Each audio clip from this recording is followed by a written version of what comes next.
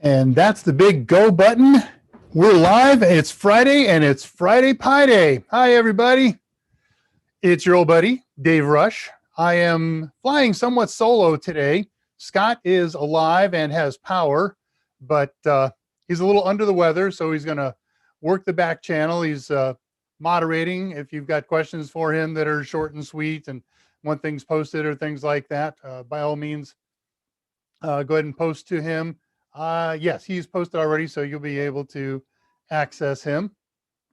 I'm here in Dings and such. Okay, so it's a real challenge doing this solo. There's a lot of foreground stuff, background stuff, and the various communications that's going on. So forgive me as I get my sea legs back going. We'll see how it all goes. So let's start. It's Friday, and this is Pi Day Friday. We get together for Pi Day Friday every Friday during these COVID lockdown periods. So those of us that are locked down can continue our studies along the lines of all things technical. We do CompTIA, A+, Net+, Security+, other pluses. And of course, this particular session that we get together for is kind of geared toward using the Raspberry Pi as a learning aid to help us achieve those certifications.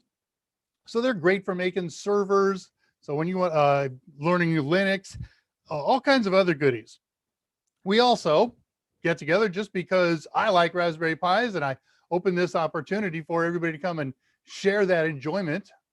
So you can learn a little bit about them. I learn a little bit about them every time I do this, not every week, but many of the projects that we do in here, I've seen, I've heard, I've maybe dabbled with, but never to the degree that I could teach them. So I pick a topic that looks interesting to you or looked interesting to me, and I'll put together a week or 2 or 3 weeks of study and lab building and presentation creating, and then we bring it to this session and we do this. We talk about a lot of other things in here. I have some interesting news and tricks and trips of the week, and I take your questions on anything. This is a Q&A. This is drama. Dave Rush, Ask Me Anything. And you can ask me anything except religion and politics. We tend to shy away from those things. Oh, yeah. But science, technology, come on. We landed another Mars rover. Aroo! So post questions here in the live chat if you're here watching us live. If you're not watching us live, you're catching this on the archive later, by all means, do a couple of things. If you want to get in contact with me, it's no good doing that on the live feed, right?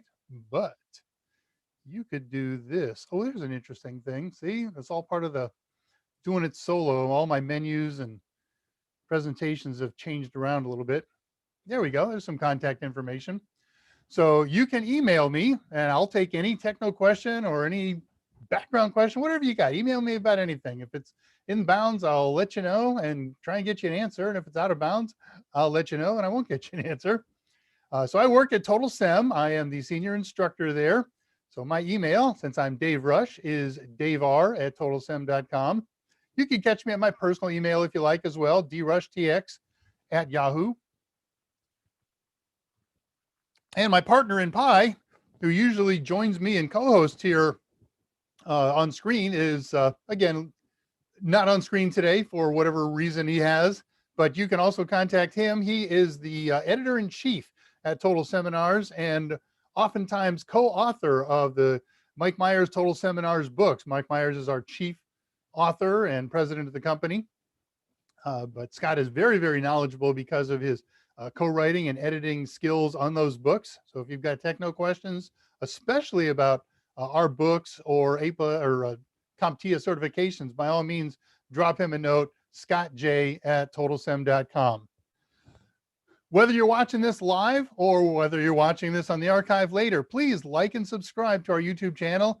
We don't do this for monetization. We're not getting paid for this. This is to help other people later on so that when I index Mike's shows and my show, people can search for these things in YouTube. They'll find them by index terms, and the more likes and subscribes that there are, the higher the chances are that somebody will get one of our links early on. Well, that was very rambly, wasn't it? Let me shrink that. I don't need that. Oh, heck, let's get the other one out of the way. So we have weekly specials. Mike Meyers, the man himself, does 2 AMAs, Ask Mike Anythings, every week, Monday, Wednesday, and then he allows me a couple of hours off my daylight time, my working daytime to do this on Fridays. And just for the audiences of those 3 groups, we have special offers like this one. Yeah, come up anytime now. There you go. So AMA specials for this week. If you're watching this in the archive later, catch a live one and find out what they are the week you're watching them. But 20% off A Plus, Network Plus, and Security Plus Passport ebooks. So we had somebody on the other day who was trying to apply the discount to some other products. They don't work for other products. It's only for these 3 products. You don't have to buy all 3. You can buy 1 or 2 or all 3. You get 20% off of each of them. The mechanics, you go to totalsem.com, go to the store, gather up a bunch of loot, and then when you check out, put in this discount code 021521. That's February 15th, 21, Monday of this week. And the specials are good for a week. They end Sunday night. I don't know what time. They end Sunday. Don't put it off. Do it now. The way these works, these are electronic books available online, and they are good for 2 years from the time that you purchase them. So you can get them all right now, as long as you want to finish up the test within the next 2 years. You certainly should be able to finish up 3 certifications in 2 years. And, you know, it's kind of valuable to do right now anyways, because who knows how long these sales are going to last. Sometimes we repeat these sales week to week, and sometimes this is the last week. I haven't received any information about what's going to happen for next week's discount. So if you're thinking about studying for any of those tests, these are not our all-in-one books. These are our passport books. I need that up there to talk to you about that.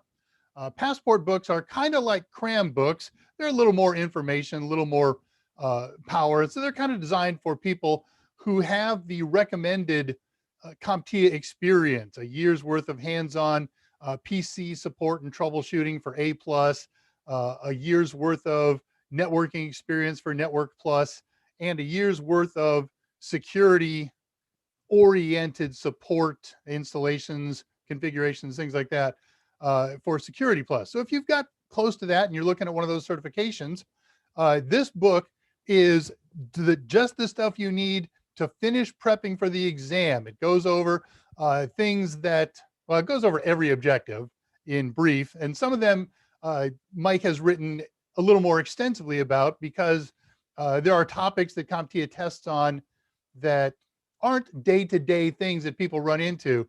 So Mike writes a little more detail about that. For the very unusual things, he writes some detail. He also writes some foundational stuff in there. So it's not a cram book. It's not a practice test question book. It's just a book of, here's the facts, here's everything you need to know, without a year's worth of background and depth. You already have that. Oh, stand by. Somebody's talking to me in the background. Okay. Love that. I was over, unrelated to anything, but something just happened, so it's worth a quickie story. I don't need to watch that. I need to watch this.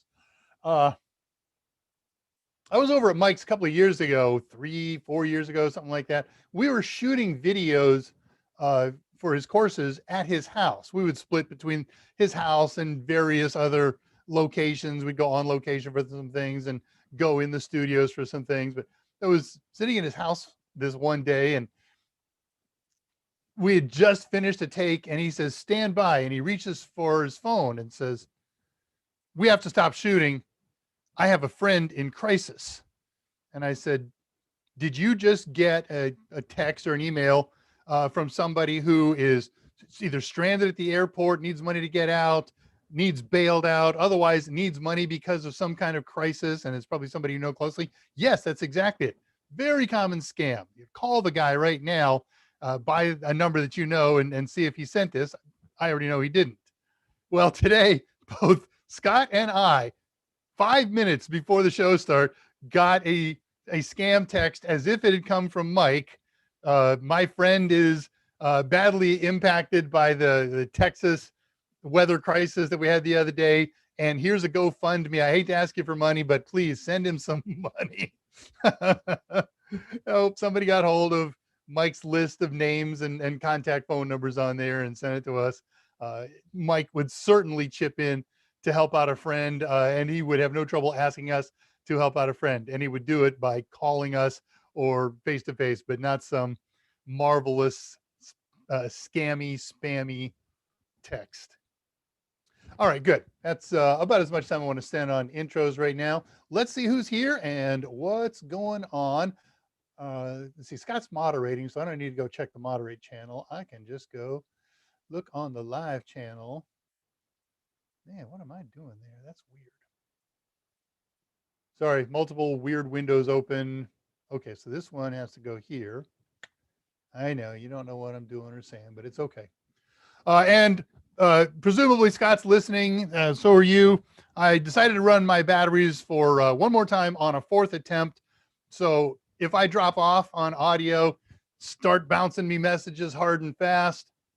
Excuse me. In fact, you know what? If you're playing around on the Discord channel, I didn't put the Discord slide up yet, and you send a message to me on there, my phone will ring and I'll check, and they'll your audio's dead, and I'll switch to the other mic that's far away, and I have to yell to talk to it.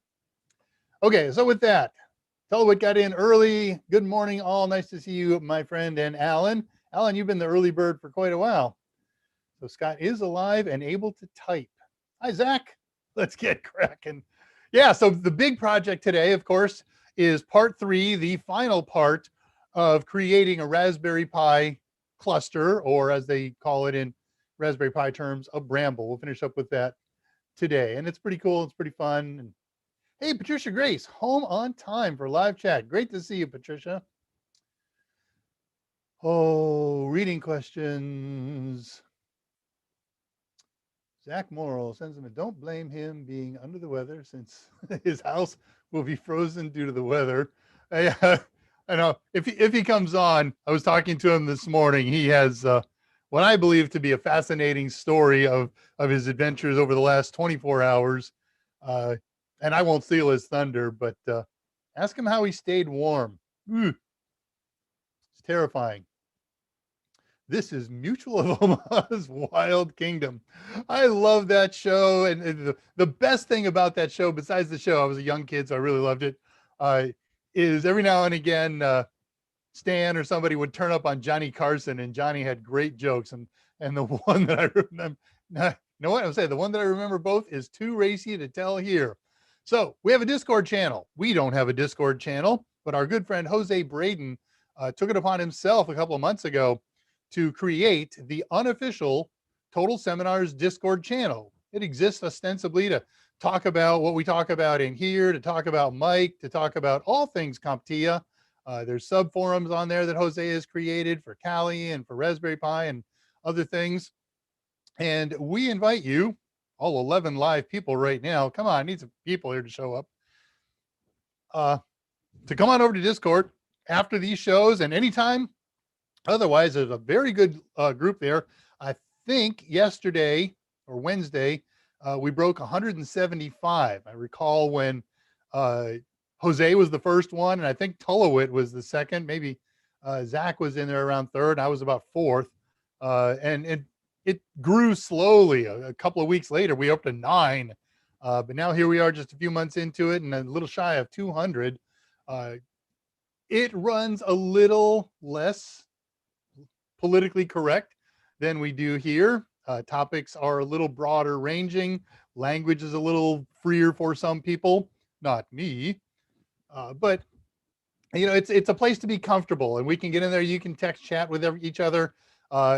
When we join up after these shows here, we usually fire up cameras and microphones and invite everybody else to do that. And you know, do that anytime. If this is middle of the week on a Tuesday morning, and you want to live face chat with somebody, I'm always connected to it. I know if somebody pings me and I'll come in, I'll text you an answer if you need, or if you want to get face to face and I'm somewhat dressed, at least my top half, then I'll be glad to talk to you. Yeah, it's Mutual Broadcasting, not Mutual Omaha, but I got that banner with a microphone that I bought that's from the 30s, from a studio, from one of the Mutual Broadcasting studios. It was still hanging on that microphone. I had it in here at one time. I'll bring it in sometime in another life. But that thing hangs ensconced on my dresser mirror, and I was thinking about putting up a concert shirt as usual, and I saw that and I said, you know what? Nobody's seen that. Let's bring that guy out.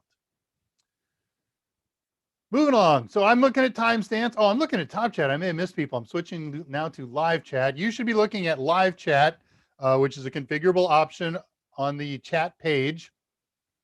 That way you don't miss any. And at the three dots on the right-hand side will allow you to toggle time marks so you can follow along where I am when I'm doing these things and see what questions. If you have a question on here that you've posted and I missed, that happens, don't panic. Post it again down at the bottom. I'll find it sooner or later. Don't post them 20 seconds apart, especially if I'm still working on time mark 2 minutes and you're posting at 2 minutes and 25 minutes, or 2 hours and 25 minutes in. But I'll get there. If I see @ that aren't to me, that means people are talking to each other and I glide right over those. So if you want to talk to me or ask me a question, don't include anybody else in that question because I'm just going to zip right past it. And with that, continuing to move along. A lot of stuff happened at 2:01. Let's see, catching up there. How's the studying going? Yeah, Mars, isn't that so exciting? I mean, we've got 3 brand new Martian entities going. And it's a helicopter one in. I don't know if you know anything about Mars. I am a big Mars fanatic. My major was physics. I didn't do astrophysics, but I certainly dabbled, and you had to do some of the astro courses. And I have always just been a Marsophile, if that's a word. I know a fair amount about it, and I don't know if you know about this. The atmosphere, they have atmosphere, but it is so thin compared to Earth atmosphere. So if you're going to design a helicopter to exist in the Martian atmosphere, it's got to have some properties that are so significantly different than those that you would create for on Earth. And I haven't really looked much into the Perseverance chopper vehicle to see what all modifications they did, if they made bigger, slower blades is not the right word, and I'm a longtime aviator and I just can't come up with the word I want there. Whatever, we'll call it blades because everybody knows what that means. There's speed issues, there's length issues, there's all kinds of things that have to be dealt with. So landed a Mars rover, didn't break on impact. Yeah, and everybody used the same scale. Not half the team used English measurements and half used metric measurements. So that really helped, I think. 204, Thomas Hallam, what do you predict for the future of cybersecurity with more and more access for people to learn how to hack systems and more systems being networked? What do you predict? I predict that there will be more hacking and that security measures will continue to develop. It's happening every day, and that's nothing new, right? I mean, you got to go back to the time of Alexander when they were doing technology to create cipher systems. They used spindle sticks, tapered spindle sticks that you wrapped strips of paper around, and then you write your message in vertical, and then you write random letters in other verticals. And then when you unravel the paper, because the diameter of the spindle that it was wrapped on is different, it's not every X number of characters, it varies.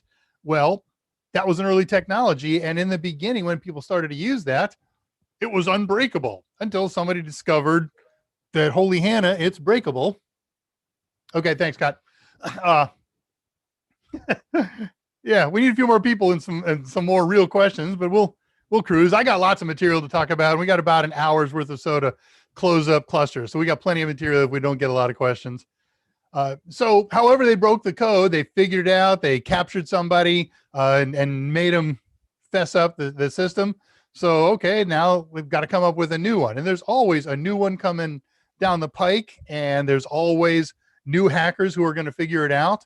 What we have, of course, in the near to intermediate future is quantum computing. And, everybody looks at that right now and says that is such a game changer that it's unbreakable. Well, I can't tell you how many times in my rather short lifetime, in my 35 years of doing this as a career, I have heard about the new unbreakable ciphers. RSA, when it first came out, was unbreakable. It's broken. And, it takes years sometimes. But once it's broken, hope you've been working on something new and ready to go with something else. We all know that Wi-Fi has their 3 levels of security: WPA, WEP, WPA, WPA2. WPA3 has been approved, and it's in some of the newer, later, hottest routers, the AX ones.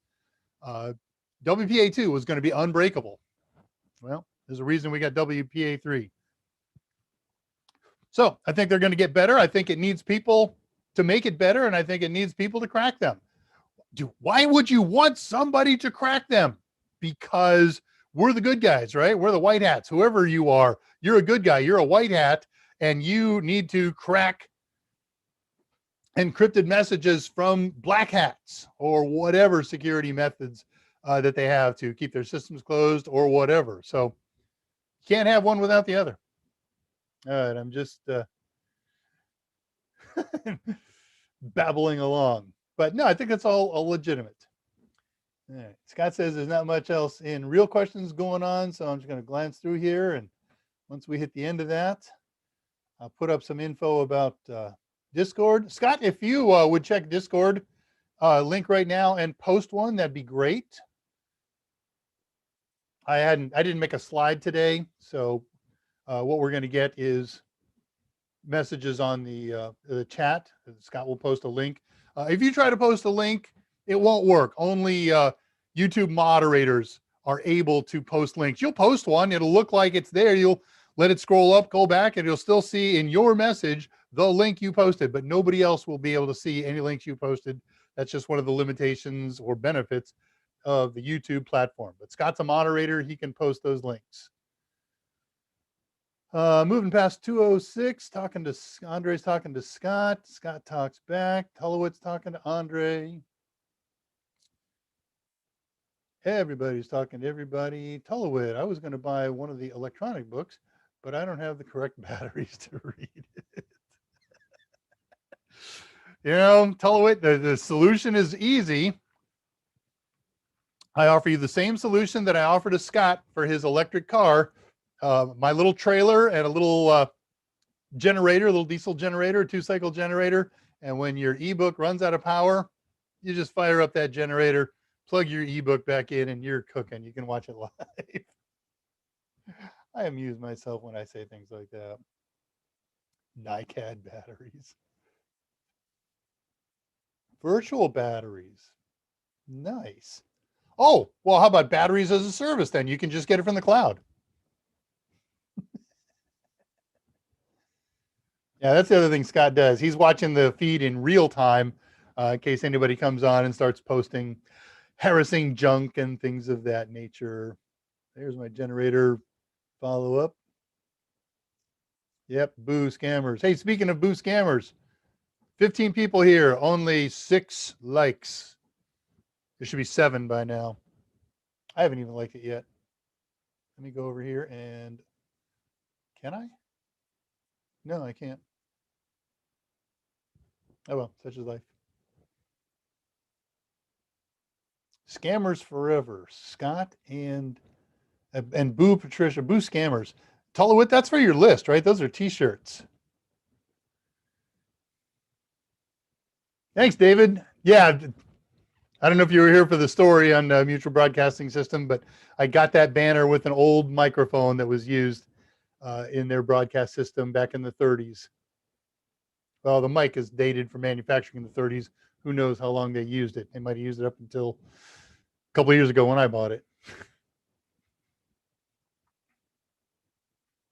Reading questions. Power and internet both down. Yeah, Scott had much longer issues than we were out of power. That's right. Not everybody was here watching Mike's show on Wednesday. Mike was powered back on Wednesday mid-morning, but he wasn't confident that it was going to stay. So I covered the slot, and all I did was answer questions. Excuse me. But I was down for about 26 hours on power. I was out briefly 12 hours or less on water. Of course, no internet. And here's my silly story on that. I put in a generator transfer switch years ago on the side of the house. It's got 6 circuits in it. So I wired up 6 circuits here in the house. And my plan back then, it was all about hurricane season. I've always had generators, and back in the day when I first started playing with generators, you plug into the outlets on the generator and run long extension cords to critical accessories like the refrigerator and things like that. So I put this transfer switch in. Now I just plug in a big umbilical to that and the generator. And as I flip the breakers on there, it takes over for half a dozen of the breakers in the main breaker panel. And we did this because of hurricanes. This is Hurricane Alley, as some of you may know, here in Houston, Texas. So what do I need in order to live comfortably through a hurricane? Well, kitchen, living room, my bedroom, a couple of other things.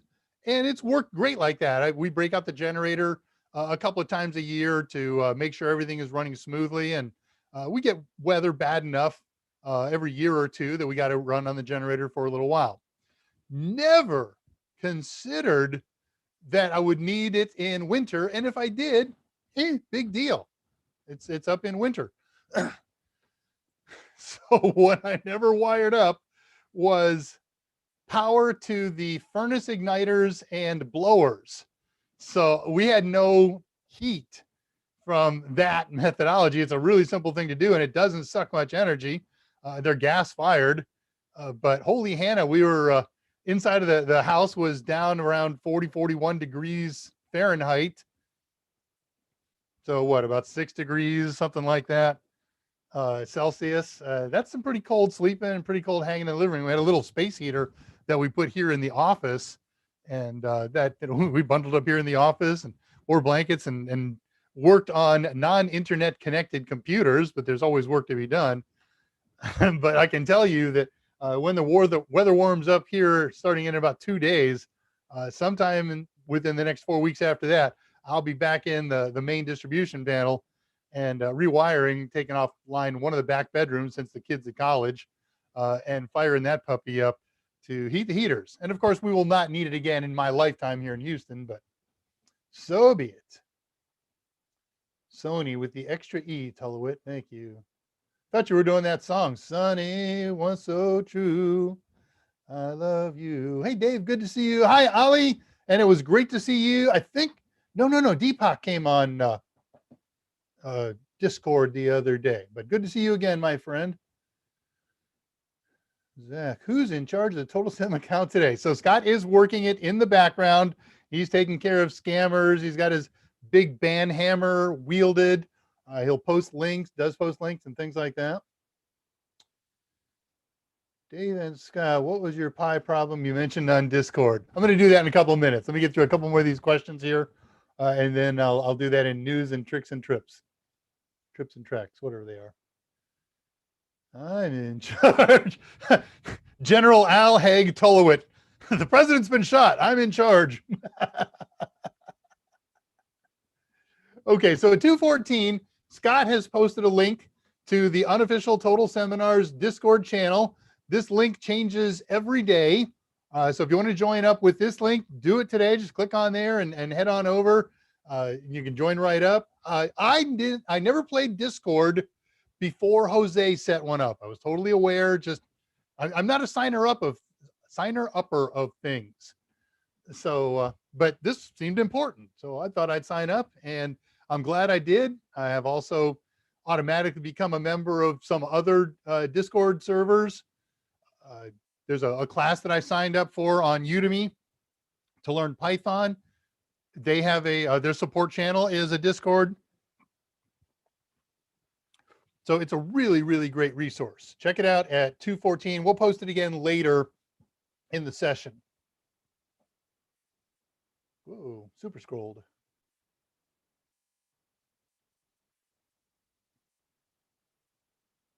Hang on, gotta find myself. Well, that's just weird and a half. Okay, well, we said we were talking about 215, so let's go back to 215.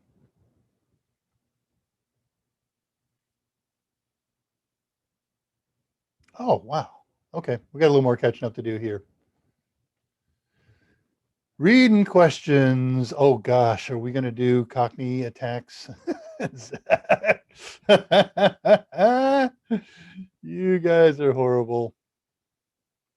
If you're not participating in Discord, Zach is from Jolly Old, and he gets a lot of grief from some of the folks who aren't about his English accent, and a lot of people have regionalized it incorrectly. So leave Zach's accent alone. He sounds great.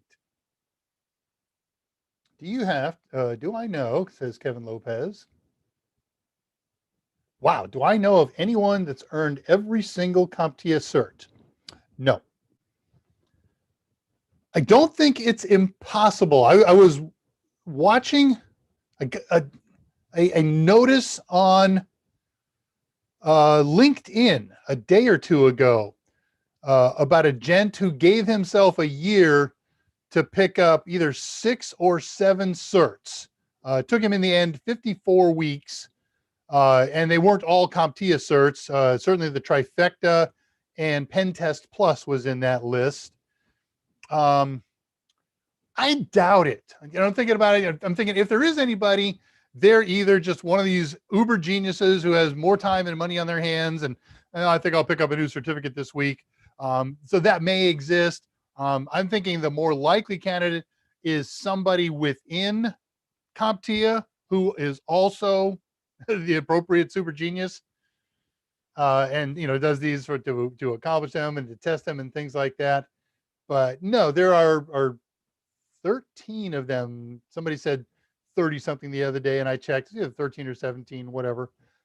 So by quantity, it's not an undoable thing. But what happens is they start to become so disparate after the trifecta that these three are specialties in this area, and these are specialties in a very different area, and so forth and so on. So unless your background is so broad that you can study all that material and make sense of it enough to pass tests, it seems a long road to hoe. Yeah, exactly, Zach. That's a challenge. Take it on, Kevin. You could be the first. Marsophile is a word, yes. Mars is also called Barzoom, so I am a Barzoomophile. That's a true thing. And its other big name. Won't come to me now, Mitch. Andre, how's that helo doing on Mars with thin atmosphere? Right, there you go. So I will bet you, I know that they made a simulator for it. They had to do the aerodynamics and things. I wonder if they made it human controllable so somebody can do a little bit of experimenting with controls. And I think they have to have in order to create an appropriate autopilot to deal with all the new kinds of conditions.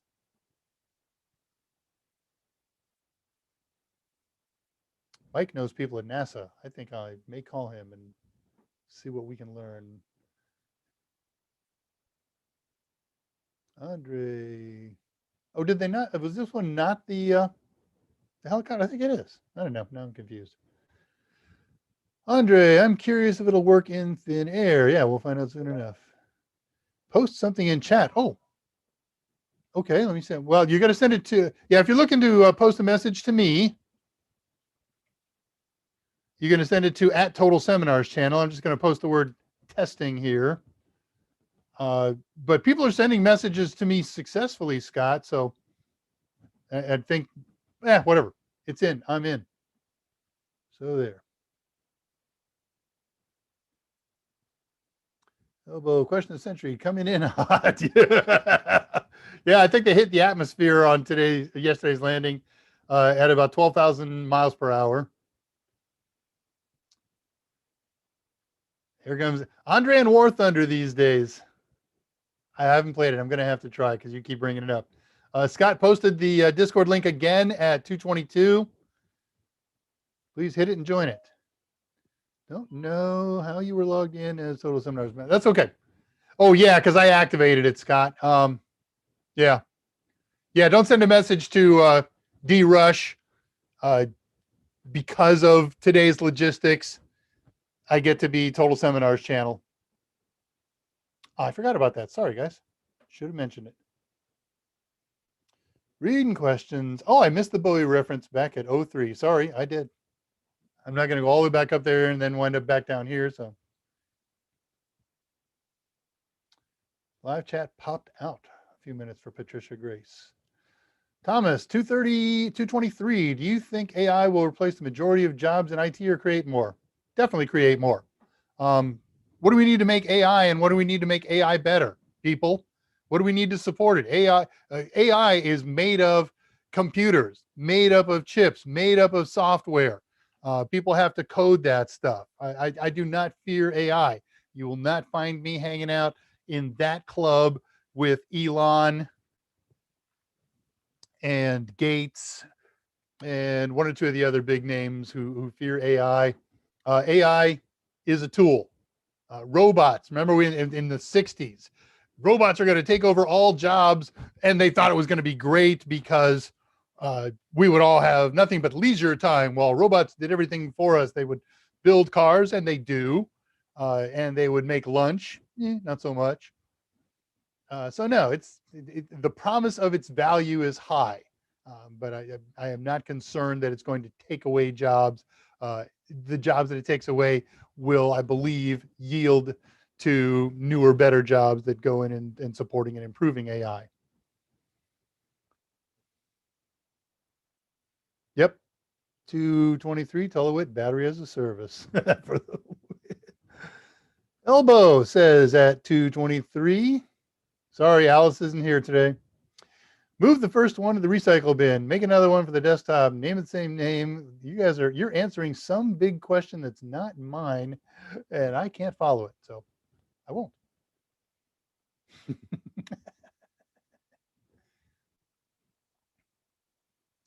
Reading questions. Mike is not dated. Rude.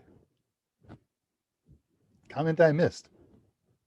No, Mike is definitely not dated. Mike, I mean, look, you guys watch Mike on Mondays and Wednesdays. He kills himself when he's not writing books, reading about what's new and latest and greatest. Every now and again, he surprises me that he knows not only something about something this, but so much about it. Oh, goodness. David, I am curious how you know that. Yeah, I mean, you got to be in the biz unless you just researched that today. Impressive, either way. Elbow had two questions. Create a file on your desktop, give it a name. Okay. Was that a question? Oh, I did miss this question. Well, no, it's just coming up. I'll come back and take a look and see what Scott's talking about here, an elbow question. But let me take a whack at this one right now. Where'd it go? I had it. There we go. Okay, here it is. At 225, Ali Uald Ramul says, Mr. Rush. You know, only I make my wife call me Mr. Rush. Everybody else, Dave, is fine. Yeah, like that would happen. Could you please shine some light on CPU threads? Thank you. Sure. A thread has nothing to do with the CPU. How's that? A thread is a part of a program. It is the smallest chunk of a program. There are lines in program code, and there are chunks. And you can break, when you write a program, let's say you write one in C or C++, or whatever it is, not a script, but a program, a traditional compiled program. I'm not sure if interpreted programs can pull this off. It's possible. Thinking about it, I'm thinking maybe they can. But let's take a traditional compiled program. When you compile it, one of the things that the compiler has the ability to do is to identify and mark out threads, chunks of code that can be executed as a semi-independent piece of information, piece of instruction and data. And so when that happens, this gets really kind of cool.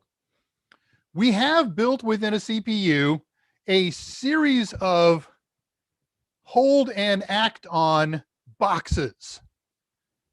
One of them is called the fetch box. We have a pipeline in a CPU is these 4 boxes. Sometimes there's more, but basically 4 boxes that says, I'm going to get code and I'm going to set it up to make it easy for the core of the CPU to execute.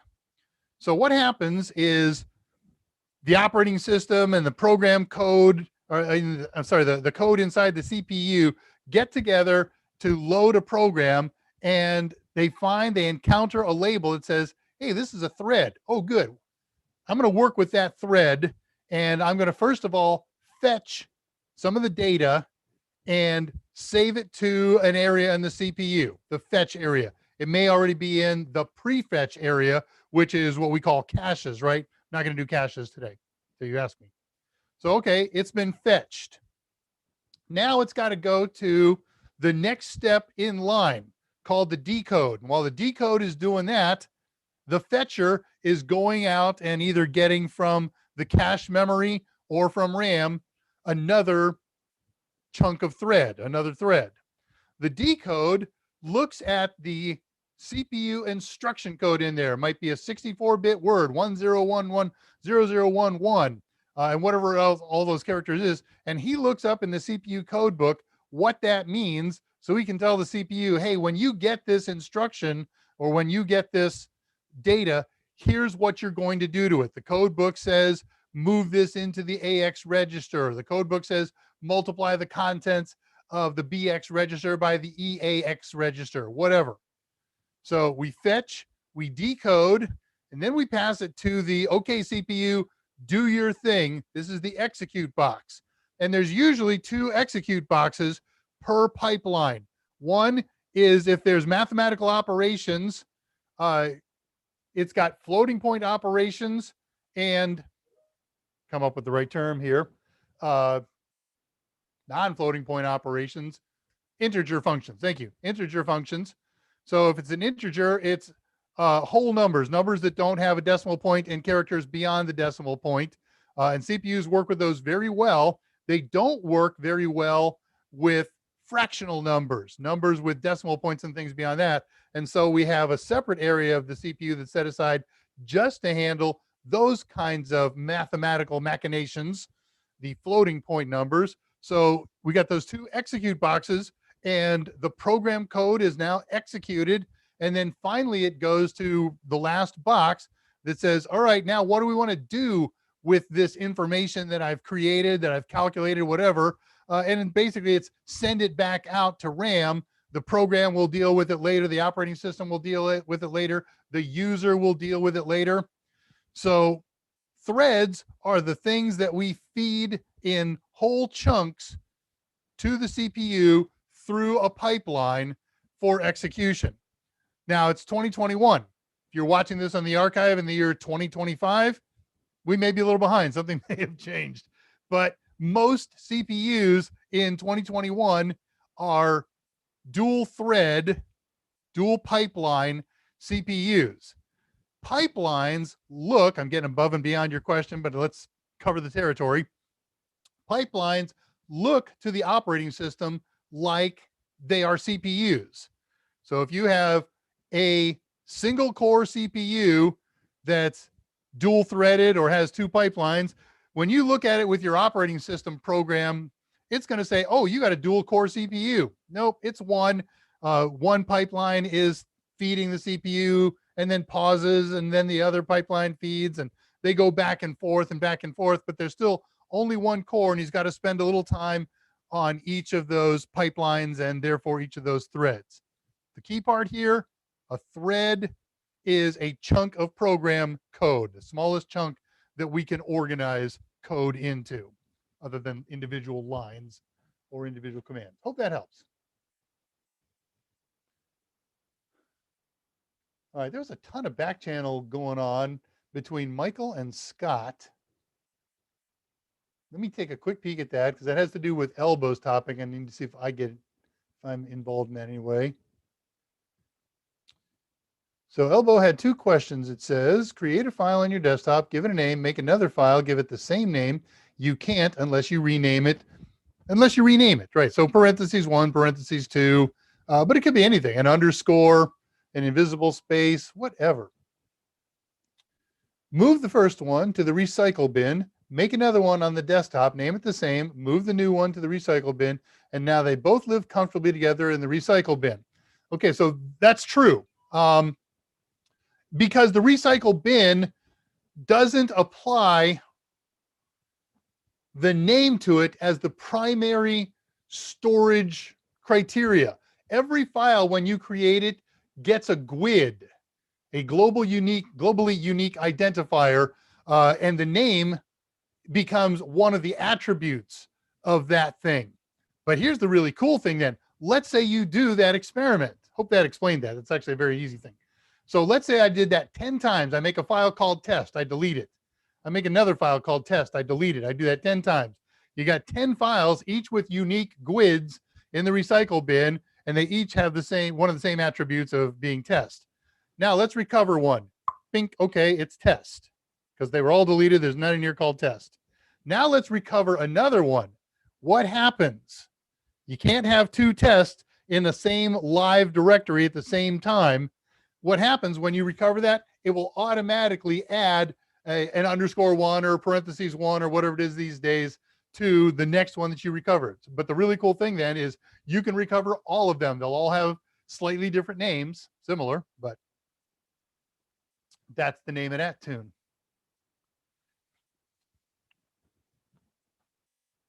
Right, unique names secretly in recycle bin. And that's only what you can see. I'm looking at that screenshot you took. It looks like GUIDs over on the right-hand side of that, Scott and Michael. All right, moving on through questions. 226, how are we doing here? It's 1447. I'm gonna look at a few more questions and then I'm gonna get on to tricks and news, and then we're gonna finish up the cluster thing. Yeah, house was in the same boat for Scott, 40 degrees longer for him than me. Couple of days, he says.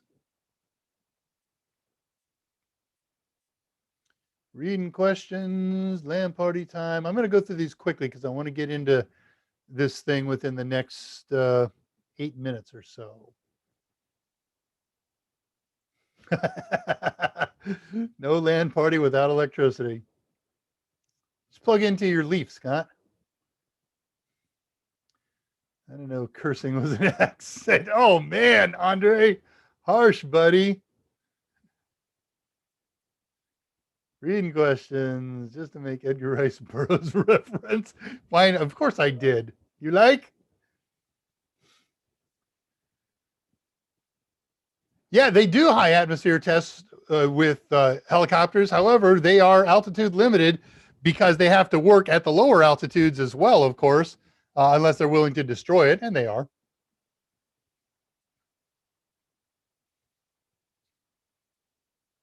Reading questions. I thought the official game of Total Sim was World of Tanks. No, that's the official game of Mike. He's the tanker.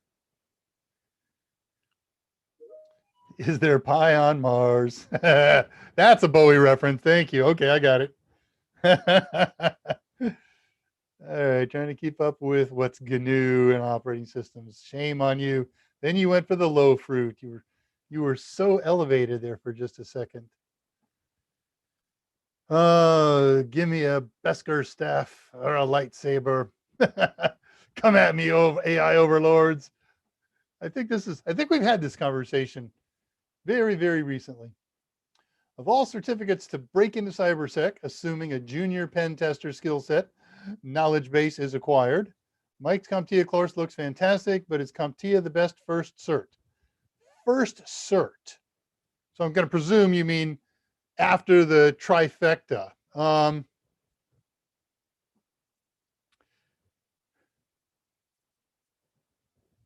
This is one of those cases where I'm going to tell you that if you're counting on a cert to get you a job, there is no good first cert. the trifecta is the good first cert.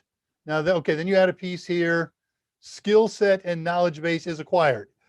Yeah, so after that, once you've got some skills, you've been mentored, some self-learning, sure, but this is something where self-tutoring doesn't yield the benefits of best practices. You want to participate with people who know what they're doing and can teach what you're doing. And after that, yeah, pursue a pen test cert. But probably what's going to happen is, as you're getting this experience, again, unless you're self-learning, you're going to get the attention of the people that you're working with. And they may say, hey, you know, you need the cert, and then you can apply for this position because that's a requirement, especially some government positions do mandate certs and other requirements. But yeah, after, if I did Sec Plus and I were looking at pen testing, the next thing that I would look at before I did pen test is CCNA. You have to have a good working knowledge of networking, which Network Plus provides, and of managing and understanding what's happening inside routers. You need that for pen testing. So I would pursue the equivalent knowledge of CCNA, and then, yeah, why not? After that, I think pen test is probably a very good first certificate. May not be the best or the only first certificate. Certainly want to look at possibly CEH, but I would put them roughly equal to one another as you're pursuing certs. Well, I ran out of mutual ideas that amused me. Zub, zub, zub. Hey, I'm about at the bottom of this list here. It's going to super scroll.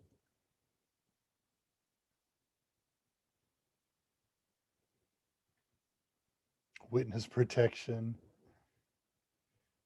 Hey, Tullowit, remind me about this on Discord. I ran across a job listing the other day on LinkedIn where Army wants human instructors. And that's all I need to say there. Greetings, Justin Kinsey. What's up, Scott?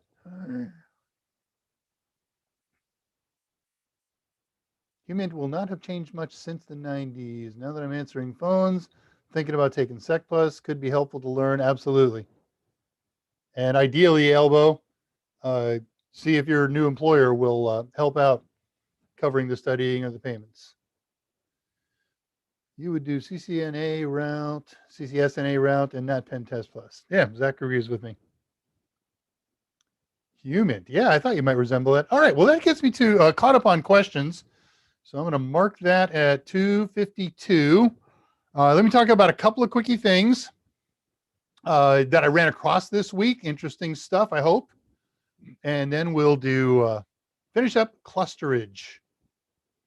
So I want to talk to you about mental note for self, 1453. I'm going to turn this one into a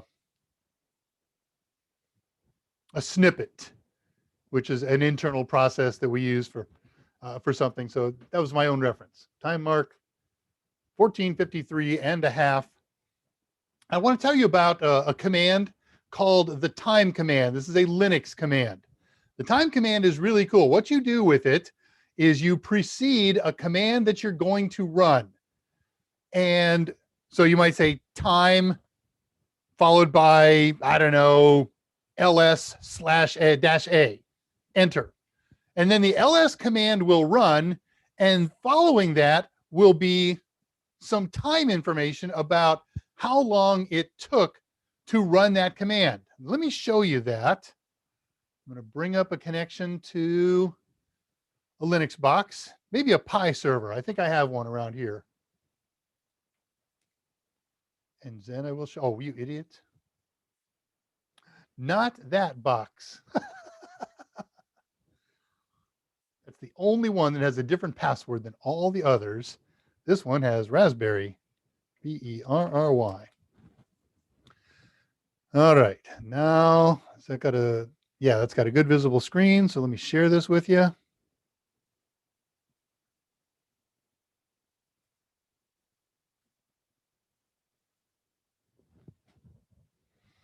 Now this is a really horrible command because it doesn't have help. If you say time minus minus help. He thinks you're trying to run a command called minus minus help and tells you how long it took to fail. So we get these three stats. I'll explain these in just a second. So let me give you something a little more interesting in a time command to take a run. What's a good one? I set up a couple demos. Okay, this one. So how about time? Now we run the command just like we would run it from the command line. Apt cache search. This looks in the repositories and searches for programs that have names or descriptions with whatever word I put in next. So I'm going to put in the word film. Enter. As soon as I hit enter, it started timing. It's running. It's done running. As soon as it got done running, I can go back and look through all those results, of course. There's some pretty cool stuff in there. And then I can look at these three guys. So let's look at them in reverse order. Sys is how much CPU time was used using Linux libraries, commands, resources, and so forth. It's all about CPU time using the operating system to accomplish the task. Then the user time is how much CPU time was used to run the program that the user launched. In our case, apt search. Add those two together and you get real time. Mostly, not always. Real time says as soon as I hit the enter key, a stopwatch gets started. And as soon as the program says, okay, I've completed, the stopwatch stops. And that's what gets reported in real time. That took 3.761 seconds. And these are pretty close. If you add them up, the 3.398 and the 3.320 seconds, pretty close to that.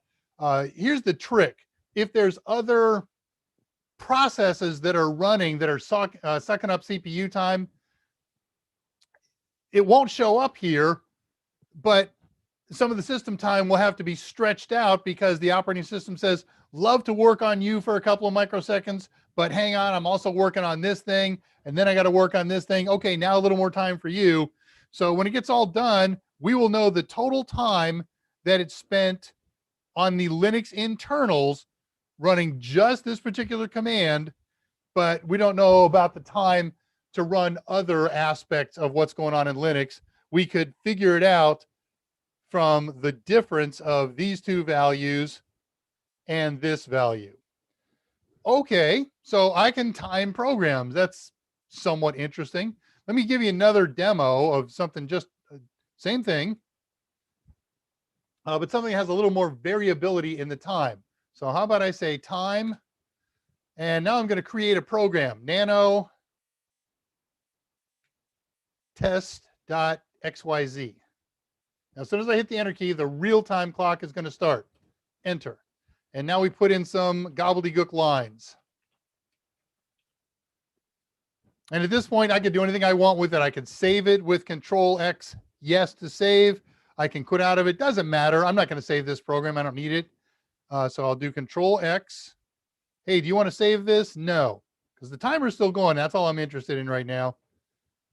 And so, okay, as soon as I finished out of the program, it said, you spent 22.654 seconds doing that.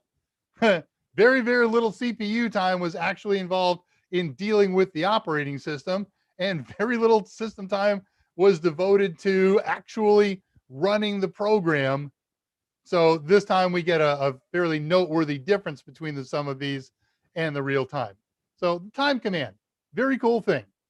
And we'll call that finished at 14:59:30 for my future reference. Close that. We don't need that again. And it's in my way.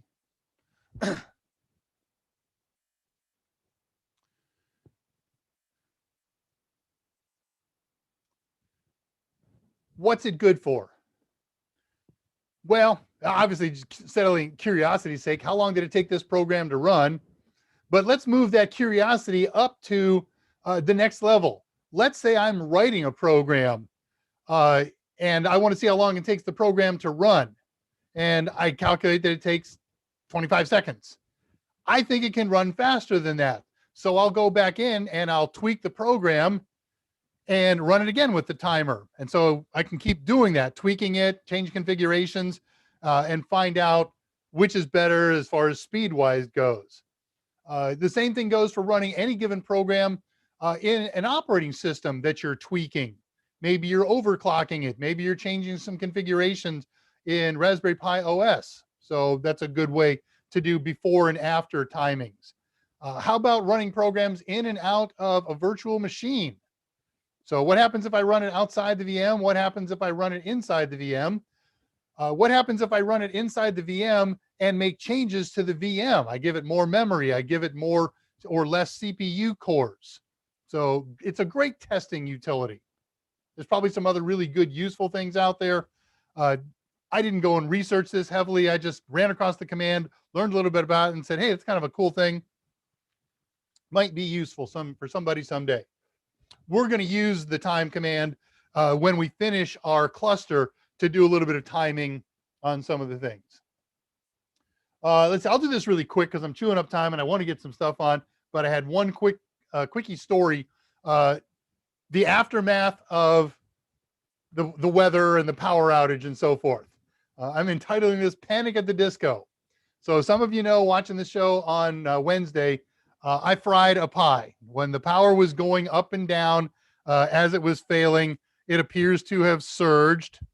And here in this handy dandy little package, I'm not going to pull it out because I don't think I can get it back in, is a Pi Zero that was running my Pi hole, and it fried, and along with it, it also fried the micro SD card. So, okay, it's a Pi Zero. I'm not happy about losing, I don't know how much that one cost, somewhere between $5 and $18, depending on whether or not it had wireless or headers or whatever. But all right, I have piles of them. So I whipped out a Raspberry Pi 3. I did a fresh install on it, and I put it back in place. And I realized after a little while that it wasn't working. And I hadn't mentioned that part on Wednesday. So, all right, I'll set it aside. I'll deal with it on the weekend. For the rest of my heart's sake, I said, you know what? I got important pies here that I do care if they're lost, especially my Bramble. So I'm going to get all those unplugged. I'm not going to let them get killed. So I unplugged the 10 pies that I have sitting on my desk, and I plugged them back in. I did run them for a little while during the power outage, but I got uncomfortable with that, so I killed it. So I unplugged everything.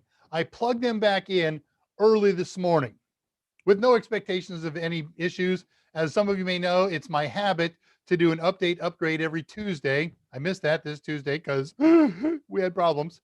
So the first thing I'll do is I'll just connect to everything and upgrade them. 4 out of my 5 regular pies that are always working here went perfectly. One of them I couldn't get in contact with. All right, I'll worry about him later. It's my Kali box. He's not important today. Let's get the Brambles tested. Couldn't contact any of them. Oh my gosh, did I fry them all? But they didn't have any of the visible symptoms of the dead Pi Zero. They all had active LED lights, the red one and the green ones flashing.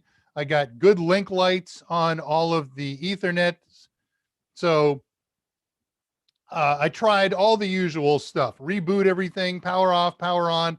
I reseated all the Ethernet cables. I powered off the we'll call it the cluster switch, powered it back on. It's got good link lights going to the office switch. It's running all the stuff here that's hardwired. So, okay, that's fine. So I hooked up a monitor and keyboard to one of the Bramble Pis and was thrilled that it just booted right up and everything looked good and normal, but I couldn't ping anything. I couldn't reach out to the internet. So, all right, head scratcher. You got ideas? I thought I'd go look at the desk switch, and everything that was plugged in that should have had lights had lights. At least I thought so. But I powered it off, powered it back on, reseated every connector in there. There was some connectors in there that don't have lights because they're not supposed to. They're hanging and waiting for other Pis or things like that. And then there was one that didn't have a light and I didn't know where it went.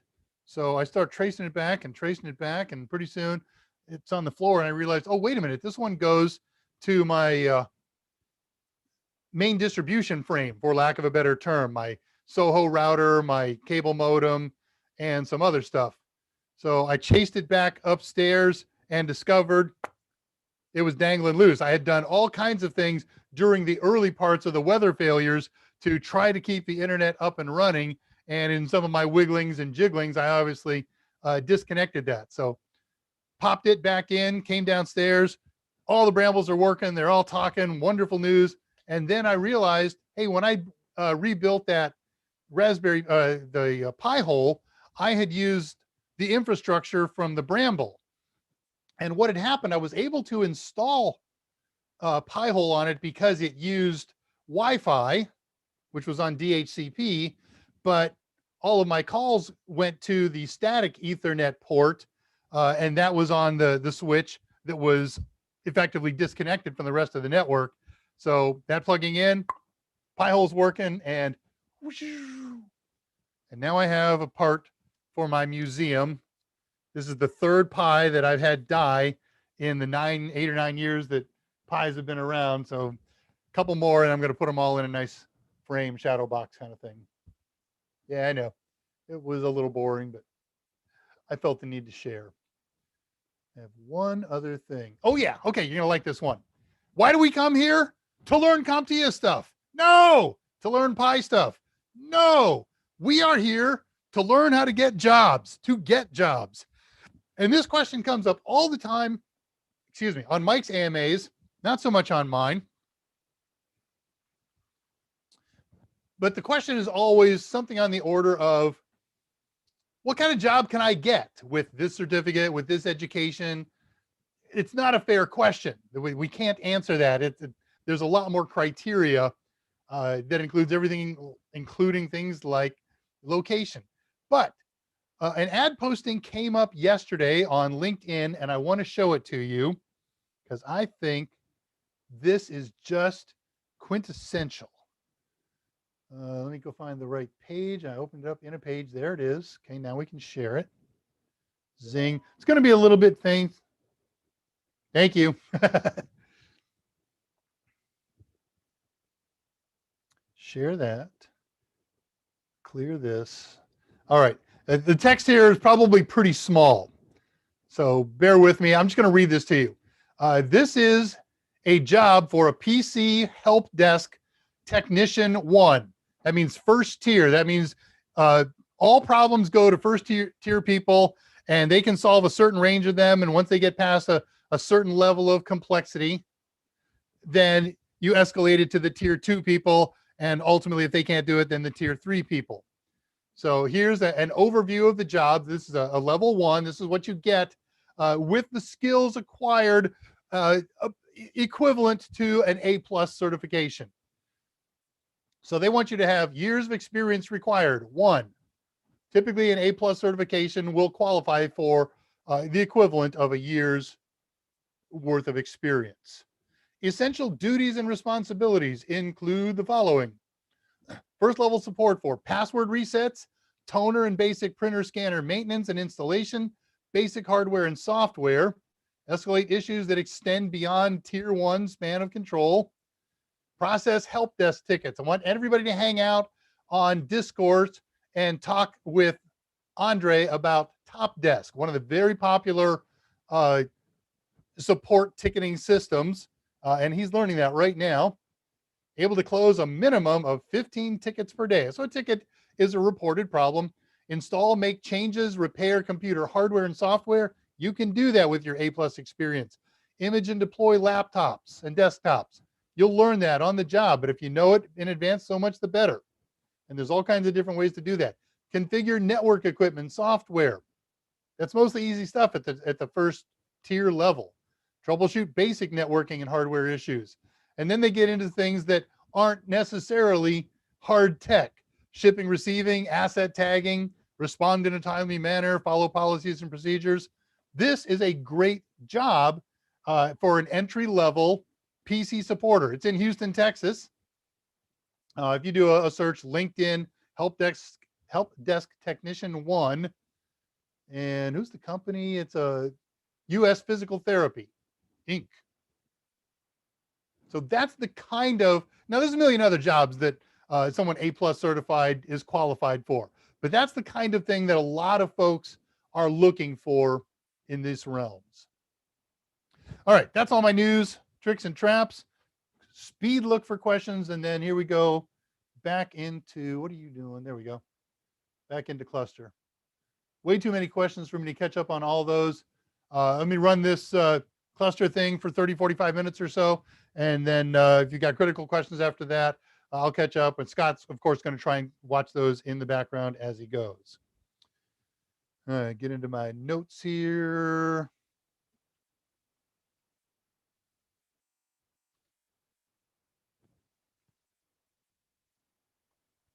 So what we've done up to this point is we built the infrastructure. We took 3 Pis. There was more in the stack, but we used 3 of them. We hooked them up to a power supply using power cables like these. Come here, you. Oh, I got 2 piles there.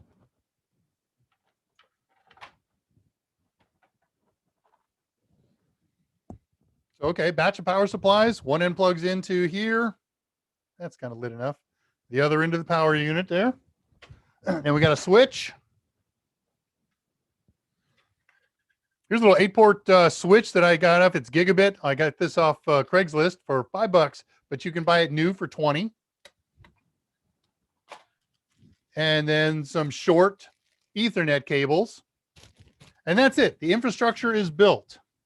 Then we installed on one Raspberry Pi OS. We configured it.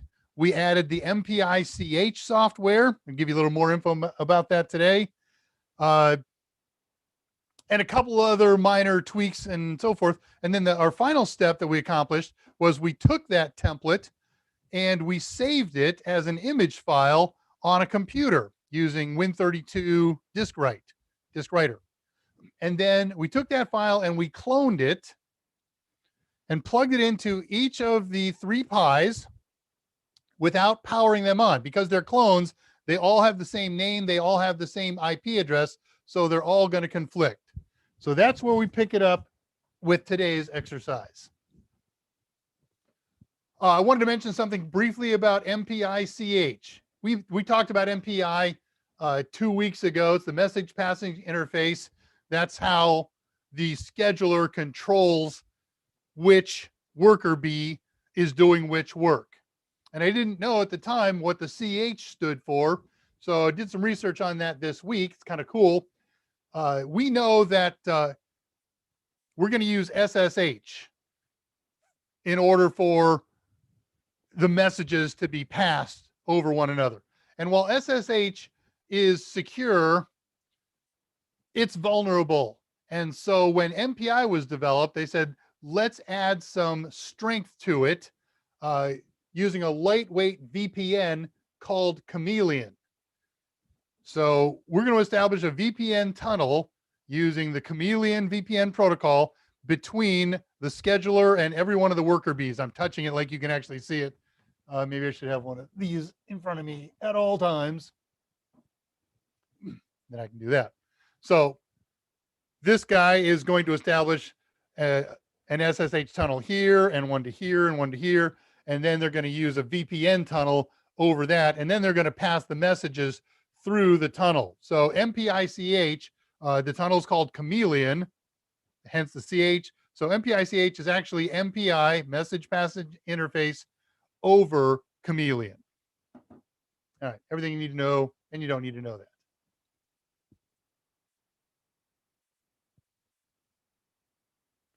Okay, so the next step that we have to do, I've got most of this done in advance, so I'm just going to be showing it to you. Let me set up a connection with the scheduler, the master. DNC to scheduler. And our password for all these is cluster. Let me share this with you.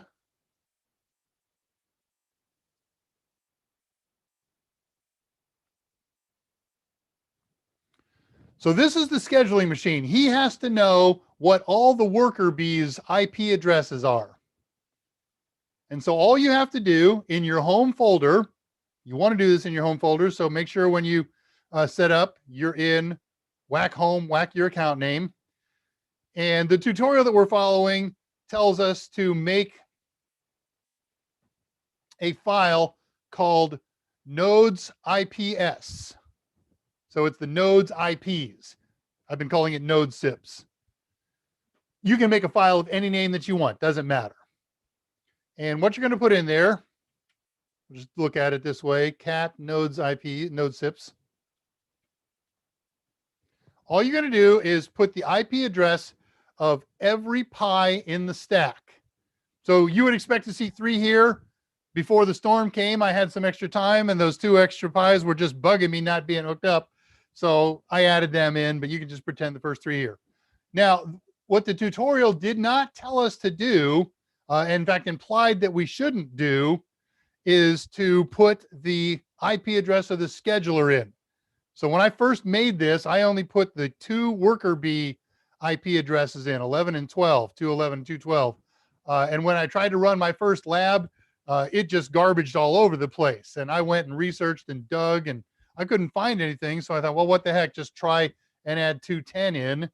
And whoa, Zingo, worked just perfectly. So I contacted the author of that, of the tutorial, and I gave him the 4 things that we found that are problematic. But bingo, I've created a simple file here called, I'm going to keep that up, called nodes IPs. And all I do is put the IP address of each individual node in the whole Bramble. So that, make sure you include the scheduler. Next, do that, fix that, change that, save it with the file. One more step to go, sends and receives messages by SSH. Okay, so this, here again, was a notable screw up that they did. Let me put the link back up for the website that we use. No, I'm not. Go back to last week's because I got to keep moving on this thing. So I'm following the steps, and they said from the scheduler, generate a pair, a key pair. I'm not going to hit the enter key on this. Stop it.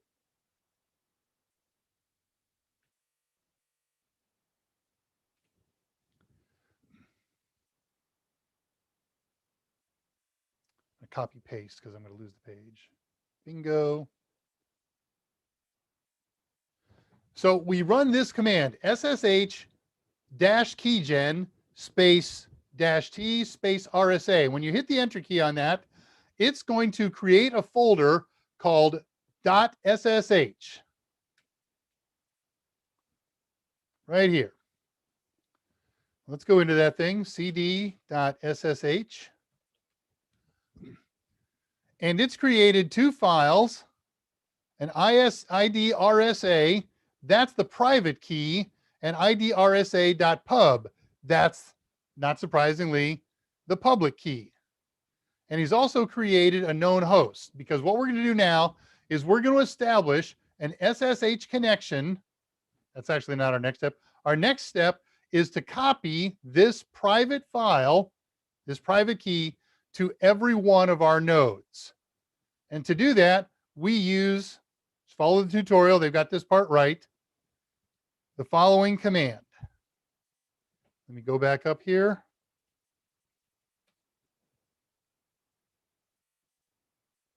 SCP, and then a path to your public key, home pi, SSH, idrsa.pub, and then here's an account name on one of the clones that we use, at their IP address, colon, and then a path where we want to copy that public key to.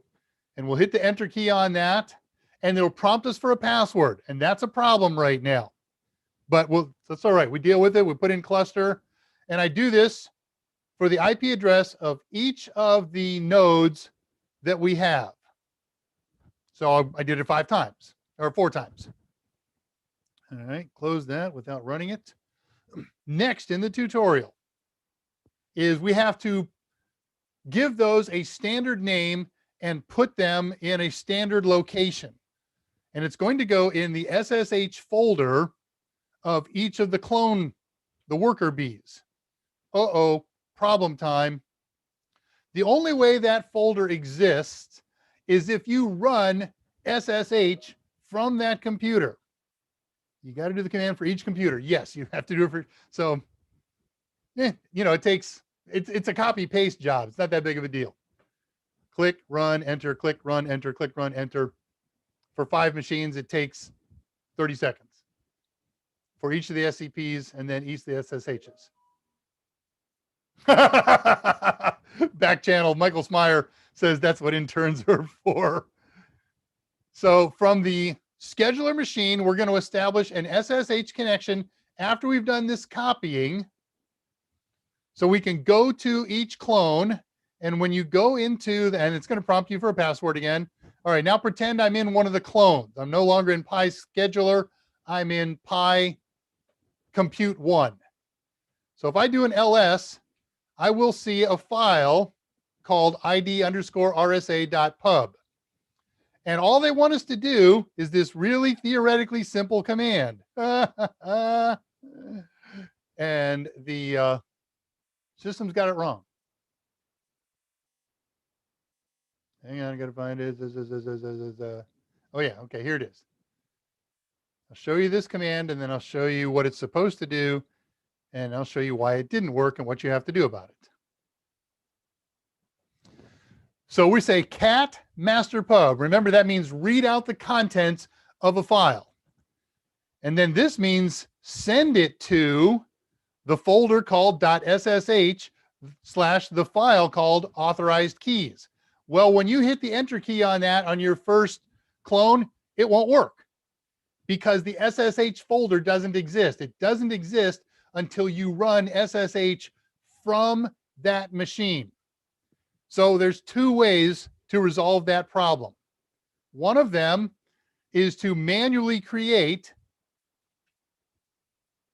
the .ssh folder. I would hit the enter key on that, and that has to go in your home folder. And then you have to give it some permissions. And the command to use, I'm not going to explain all this. We've talked about this in other classes, is chmod 700 path to your home folder .ssh. That works, but I tested it, but I still wasn't comfortable with it. What I did is I went to each cluster node and I just ran an SSH connection from it to the scheduler, just connected and then disconnected, and the SSH folder got created and the appropriate subfolders got created, and cool, now I can go do that cat command that's in the tutorial, and it takes the idrsa.pub file and creates a file called authorized, whatever the heck the name of the file was. Come here, you.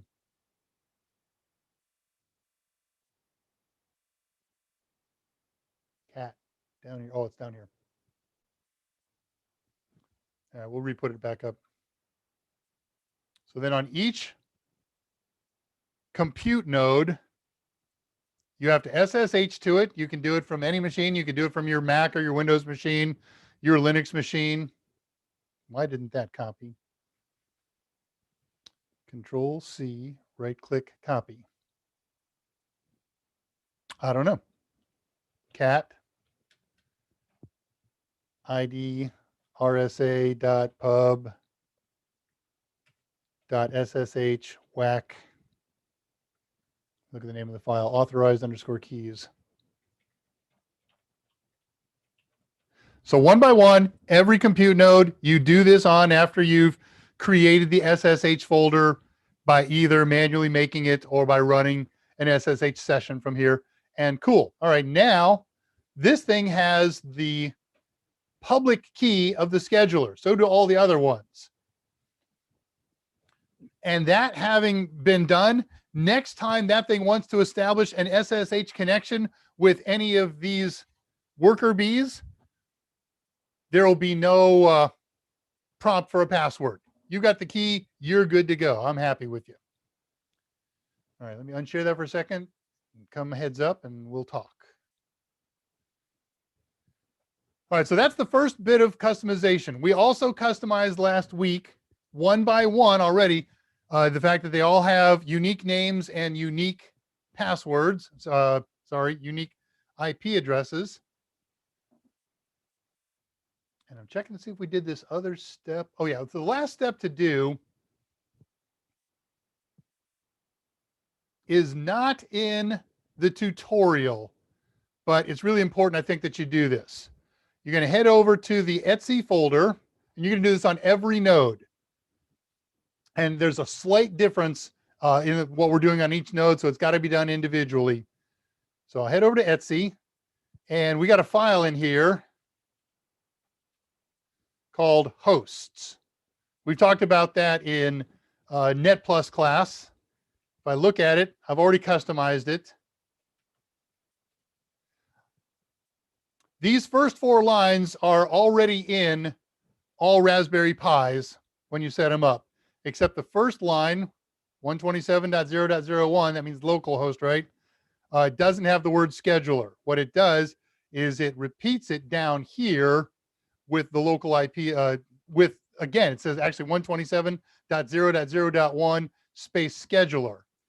So all I did was take that out, put it up here. So this localhost has 2 names, scheduler and localhost, and I do an IP address for every device on the Bramble and its name. So now if I say ping scheduler, man, thanks, Scott. I was heads up. Share, because it's good to share, right? By the way, this is the last step, and we're ready to test. I'm sorry, let me take it back. All right, so what I just did is I moved to the Etsy folder. I checked to make sure that there's a hosts file there, and there is. And we look at the contents after I've already customized it. Cat hosts. So a host file has an IP address against the left margin, IP4s, IP6s, and then at least 1 space, and then you can put 1 or more names as an alias for that entry. So localhost is the alias for 127.0.0.1. And on this machine, so is scheduler. These first 4 lines are all created during the installation of Raspberry Pi OS. And scheduler's not there. The name of the host isn't there. They do another 127.0.0.1 here and the word scheduler. So I moved scheduler up there to the first line, and then I just did an entry for every system on the Bramble, compute 1 through 4, scheduler, and I added my Pi hole because I got them participating to a limited degree. You can do an entry for every other node on your network if you know what it is. If it's going to change by DHCP, don't do that. So this one is different than the one on compute 1. I had to go into that. I put all the same stuff except this gets compute 1. And actually this works. I can leave this here. That's the only thing that has to change. So do that one by one on all of your hosts. It's in the Etsy folder, hosts, and we're done. Hey, we're configured. We have completely built a functional 3-node, 5-node Bramble. So all we got to do is test it, right? So testing. The first thing we're going to do to test it is a basic command. And all I want to do is I'm going to run it on 2 hosts. I'll share the screen with you again and show you this, and we'll explain what it all means.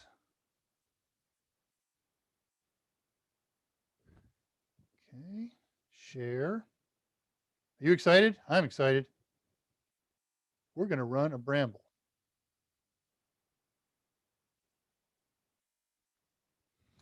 Okay, I've typed this command in. Oh, you know what? I did not type that command in. I don't want that there. Control C. I want to do this from my home folder. It's necessary because that's where I have the node SIPs. I got to recopy it, stand by, Control C, click in here, paste. There we go. Okay, so what I'm doing is I'm running a path to MPI exec. You should just be able to type MPI exec. It didn't work. The tutorial says to use the whole path. I use the whole path and that works. I'm sure there's a simple fix that we can get rid of all this whack opt, whack MPI, whack bin, but so be it. And then we say -F space node sips. That means use the node sips file to figure out the IP addresses of all the possible workers. And then -N says, if you're running this on a single computer, how many cores to use? If you're running this on multiple computers, how many computers you want to run? And if you put more than you have computers, it will invoke CPU cores multiple times on as many computers as necessary. That gets really fun. And then here's the command that I want to run on the number of computers on the two. It's just host name. It's a nice simple program. So I said, run it on two computers. It picked the first two computers from the list in the node sips folder. Let's cat that. So he says, I looked at the .210 system and sent in the command. I looked at the .211, and each of them ran the same program, but it got different results, and it sent all those results back up to here. So let me run that again. I'm going to run all 5 of my Brambles. Cool. Now, what happens if I do more than 5? What happens if I do 10? Well, then he's going to run it as 2 cores per machine. If I ran it as 6, he would do 1 core for all of the machines and 2 on scheduler. Hey, what happens if we time that? Let's do it 2 ways. Let's do it back with 5. Time. Run the command on 5 hosts. Real time, about a half a second. Let's do it again with 10 hosts or 2 cores each on 5 hosts. Just a little slower. Look how much it did, twice the work in just 0.15 longer seconds. That's pretty cool. That is freaking cool. Let me hold that share, come back and talk the next part. Next part is going to be a little more powerful test. Now, way back last week, we ran a simple test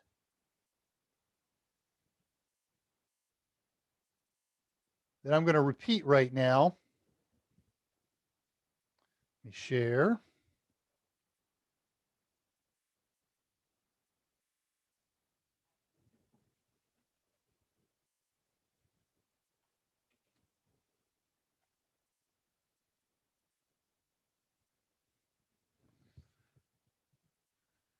Now, since we didn't specify a file full of IP addresses to work on, he's going to run this on 4 cores because these are 4-core CPUs and generate the results 4 times.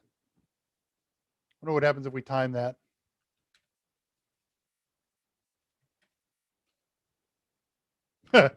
Pretty darn quick. So now it was a simple little test file. All it said was hello, and it was just an echo command, so it wasn't nearly as sophisticated as running the hostname command. But now let's expand that out and run that on a couple of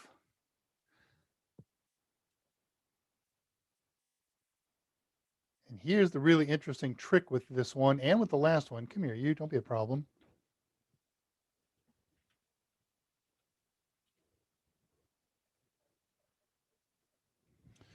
So we're going to run the test Python program again, but this time minus n on 2 nodes whose addresses they're going to get from the node sips file. Okay, here's the magic. You saw it happen. It looks just the same as running it on 2 nodes. And if I do this on 5 nodes, you're going to see 5 hellos, right? But here's what's important to know. In order for this to happen, the test program, the test.py, and the Python program have to be on all the machines in the cluster, just like the hostname command already was there. At some point, the commands that you're going to run on all of your clusters, excuse me, have to exist on each of the worker nodes. The problem with these 2 experiments is they're identical. I'm not getting any benefit of multiprocessing. So here's how we solve that problem, and we're done. We have done everything that we need to do other than a little bit of follow-up and explanation. So I can do all that in just a few short moments. There are basically 2 ways to run a cluster. One of them is every computer does exactly the same thing. There's potential value there, but the only real value, I think, is when you're benchmarking it and building it. And I have a really great benchmark program that I want to tell you about when we get done here. The point, of course, here is to get them all working collaboratively in parallel on the same problem. And so there are 2 things that we can do with that. First and foremost, what we probably need to do is to have a shared file system, a SAN, an NFS, where these guys will all go get the data information that they need from files with same names, but in different locations, so that they can process different chunks of data. And whatever they process, they always send the result up to the scheduler. So we'll tell him what to do with it, save it all to a file or whatever. The other way to do that, you can have independent storage for each and all of them, but you're still going to have to give them different data to process. Maybe it's a different configuration file. Maybe it's a different data file. I've got a sample program on here that calculates prime numbers. That program's on all these guys, and the data files are on there. What I can do is give each of them a range. You calculate prime numbers that are less than 10,000. You between 10,000 and 100,000. Between 100,000 and a million. Between a million and 10 million, whatever. So they're going to finish at different times, but that's okay. They're all co-processing. They all started it. This guy is handling the given command and then the accepting of the data. He'll keep accepting 1 million through 10 million on here until this guy sends the last message that says, okay, my program is done running. So that gets really fun and kind of interesting. So let me see if I can show you one more. Here's been by the MPI.com world. I'm not doing that. I did it. I've done everything that we need to do. There's more. You can ask me more. Maybe I'll do a little 20 or 30 minute filming of myself here at the house and post it sometime for super great detail. But what's it take to make a Pi cluster? 2 or more Pis. They start out identical. You install stock Raspberry Pi OS, enable SSH and or VNC, install the MPI CH program, the MPI over Chameleon, which is a long multi-step process. Clone them, customize them so they're different, adjust their configuration file so they know who's the boss and who's the workers, set up SSH so they can talk to each other and share keys so we don't have to prompt for passwords whenever they start multiprocessing. And then finally, give them the same programs that they're going to run and a source for them to find data. You can even have them save their own data to their own independent ports. So stepwise, it's not very complicated in words. It took 3 episodes to do this. As I said, the very first time I did the whole thing, soup to nuts, figuring it out and dealing with the mistakes and everything, it took 12 hours to do 3 nodes. Now I think I can do 5 nodes in 4 hours. Every new node that you add, counting installation time, figure about 45 minutes. All right. Is there anything else here in my notes that I wanted to share? Oh, yeah. Here's another cool use for one, and this is an awesome use. Let me close this. It's disturbing me. You can't see it, but there it is. This would be awesome. Set up,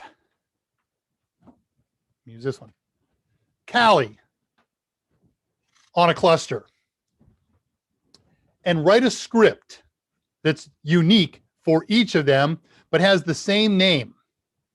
And on this script, we're going to say, I want you to, I don't know, do an nmap of all hosts in the range of 192.168.1. You, same script name, but different range. Something reachable out on the internet that's less than 6 hops away. How about everything 97.1.1.1 through 97.1.1.254? And one here, and one here, and one here, and one here. And you can set all the other nmap criteria that you want. And then you log into this guy and you run the big go button, MPI exec, nmap, script name, -s script name, whatever it is. And it's going to trigger all those guys. They're all going to go out and do their thing. They're going to get their results and they're going to send it all back up to Uncle Top Dog. That is freaking cool. Using the same programs, different data sets, and getting all that data. There's some great prime number utilities that get these guys multi-processing and tasking. It's just slick. Do a little bit of research on that and you'll find some really good stuff. Not going to do that. Not going to do that because I don't need to and you don't need it. That was time filler stuff. Sweet. Oh, here it is. And just as a reminder, if you lost the tutorial and you don't want to go watch all of last week's, I almost surely have it in one of my windows running, right? Cluster right here. Yeah, it was a nice simple one. Share this. How are we doing here? 42. Great. 18 minutes to go. It's just the perfect amount of time. So where we went was raspberry-pi-cluster. At the comments thing, that was where I sent the information to the author. Well, I just wonked. And it's from Scott. Volume just exploded.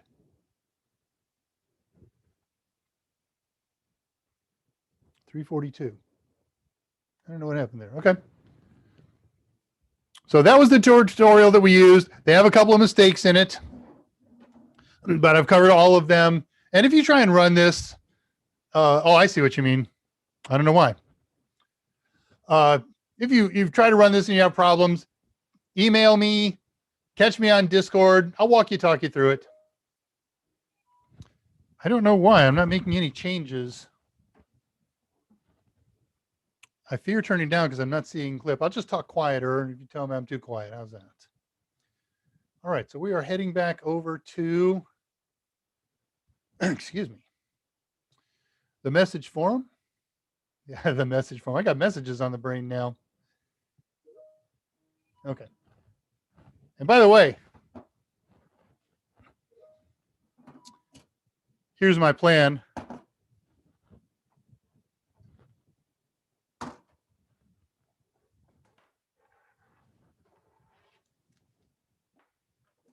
Over the next couple of weeks. Me neither. I'm not bumping anything that has to do with the system. So look out. I got enough bramblage here to do about 40. These came from a bramble. And this particular bramble is kind of cool. I guess I can mention that because I have time. It may be because I'm looking down while I'm talking and then I'm getting really loud. Sorry about that. Mike does the same thing sometimes. I'm copying. These piles came from a group that was building a kind of a social media server, and they were load testing on it. How many people can we handle this? So they would take the same program, put it on all those nodes. They had about 100 nodes, and a script that created an artificial person and an artificial amount of information that they were passing back and forth.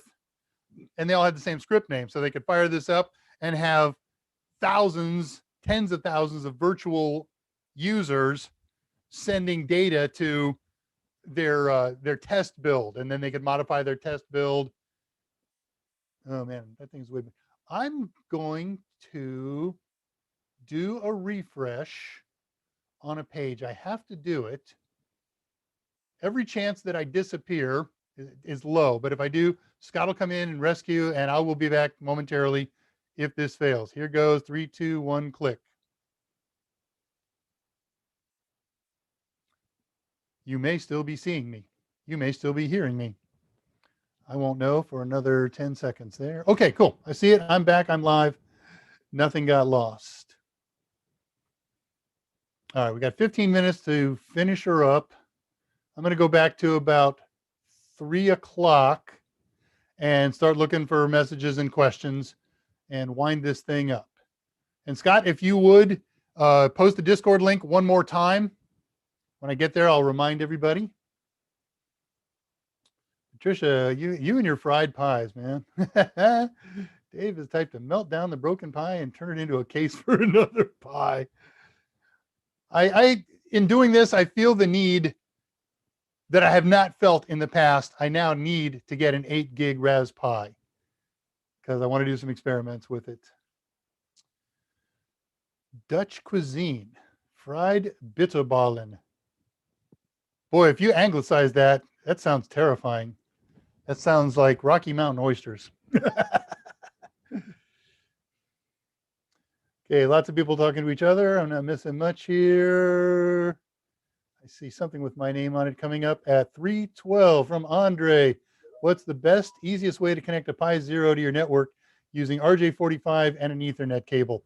You need there's 2 ways to do it.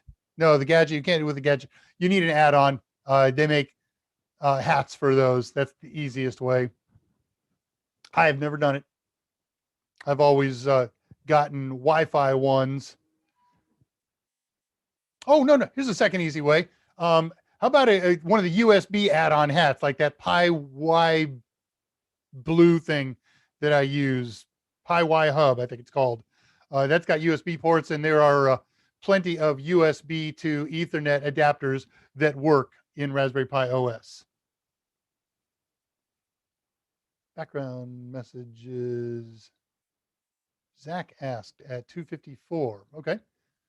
What should you do after the trifecta? CCNA, pen test, or is it bad that I went with pen test? We talked about that with another person, wasn't Ollie. Oh, it was the guy with the very normal name. I've forgotten it. You know the answer to that, Zach. There's no right answer. It's called, what do you want to do?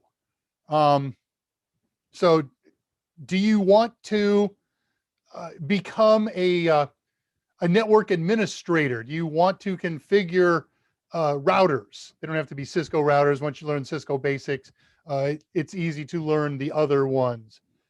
Or do you want to do penetration testing, ethical hacking, and things like that?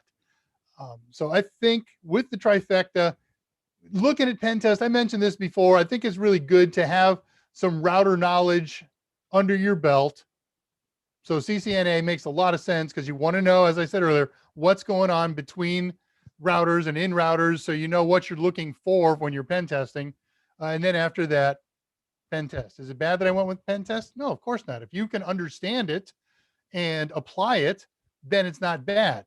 But taking CCNA will give you useful foundation that organizations who pen test expect you to have. Again, you got to be able to look into a router and see what the configuration is. Why is this interface doing what it is? What's its addresses and things of that? And Scott's feeding me back channel questions. I appreciate that. 314, 15 years. This is from Ali.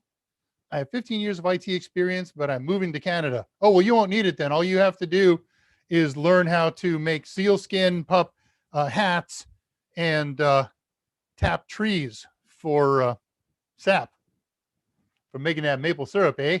Sorry. I love Canada, but I just have to do that. Do I need certifications to find a job? You don't need certifications to find a job. You know Mike's mantra, get a job and then get a certification. Now, do you need a certification to have a job? Does the employer that you want say, we will not hire anybody unless they have XYZ certification? If you want that job, then yes. But with 15 years of IT experience, I don't think you need to say, I've got A+ on my system, IT, if you get that basic hardware. Or Net Plus, if you have the equivalent skill set, no. But remember, things that will get your degree, your application to the higher points of the stack to get those interviews include a degree, 2-year degree, a 4-year degree, better, and at least a certification, a recent one that applies to what you're trying to do. But no, 15 years of IT time, I wouldn't expect much. I would, Scott, but the message that I'm getting from you are lower right. Grid was running on Pi. Yeah, that was it. So that's good, Andre. I like that. The whole Texas grid was running on my Beowulf cluster, and that's what brought it down. All right, I am following up where you left off with Ali's comment at 3:15. Andre, our minds are sometimes on the same channel. Tolowitz, Scott Jernigan, reading questions. I read them out loud. 6 degrees of Dave's pie. Oh, good. We are getting very near the end. This is going to be great. We have nailed this thing. 15. Keep counting, man. The origin of Hal. What's my name? Chandler. I would have to be Chandler for that. Okay, good. We hear you. All right. So at 3:47, yeah, I figured. At 3:47, Scott has reposted the Discord link. If you weren't here at the beginning, Jose Braden has set up the unofficial Total Seminars Discord channel. I hang out there all the time. I have it listening at least all the time. And we usually, at least myself or Scott or Mike, sometimes all of us, sometimes some of us, head over to the Discord channel. After these shows, I'll be there in about 15 minutes when we're done here, 15 minutes after. We talk more. We talk about anything else. It's a wide open forum. So if you're not playing Discord with us, if you don't have a Discord account, just head over to the link that Scott posted at 3:47. That's an invitation for you to join us, and we hope you do. That's right. Tillowit, after the trifecta, get a job. Ali hasn't been with us very long. I think 1 or 2 sessions with AMA, if I remember right. That's right, Patricia. You got to be Jamaican about it at 3:50. Oh, come on. I can do Canada jokes all day long, man. I got one that I didn't do, but it involves clubbing. You hoser, eh? I love listening to the Great White North, Bob and Doug McKenzie thing. Well, wonderful. We have finished up biz. Let me throw in the housekeeping things again. So we got about 7 more minutes to do things. Share, share, share. I like Mike has OBS set up, which has shares all set and ready to go. All you have to do is click one of them, and here you got to do 5 clicks and 2 hunts.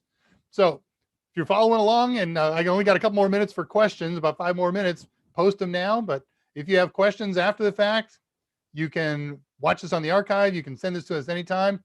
Send me a message at daver@totalsem.com or drushtx at Yahoo. Send Scott a message, Scott J at TotalSem. If you want to send the big man himself a message, Michael Meyers, right, at TotalSem.com. And please, watching live or watching archive later, like and subscribe. We've got specials for you. This week's AMA special, 20% off the A Plus, the Network Plus, and or the Security Plus Passport ebooks. 2 years worth of electronic access to the book. Just head over to www.totalsem.com, gather up your loot, and then put this in as the code, the discount code when you check out, 02-1521, February 15th of 2021. That's good through this Sunday, February 21st. We'll do another discount next week. I don't know what it'll be. Free elephants. I know. You guys will sign up for anything free. Oh, Scott, you beat me to it. You put in Mike's email too. Scott will not be on Discord until later. Right. He's got his publisher meeting, and his voice was a little ragged when I talked to him this morning. Mine's getting that way. There we go. Cider, the last of the jug. Oh, no kidding. Patricia, love you too. You have a great weekend. Thanks for everything. Hey, you know what? We can't do this without you. So a couple quickie thank yous. First of all, my thank you to Mike Meyers, the big man himself, who allows me and Scott this time when we should be working on Total Seminars work, but to come here and to join you for a couple hours. And he gives me a little bit of time during the morning on Fridays to do final preps for the show and things like that. I'm usually working late at night. I got something dangling there. Sorry.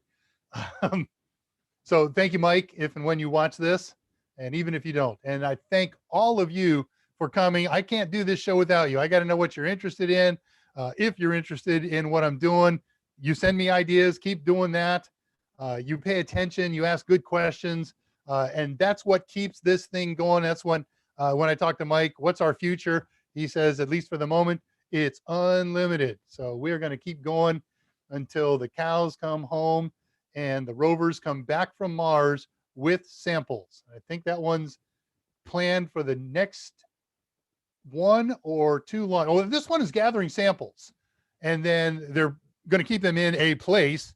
And then we've got a mission going either in 2 years or in 4 years is the plan, to go and get those gathered samples. So it doesn't have to rove all over the place and find them for a month or 2 or 6 months. As long as he can gather samples and put them collectively, they will go and get them and bring them home.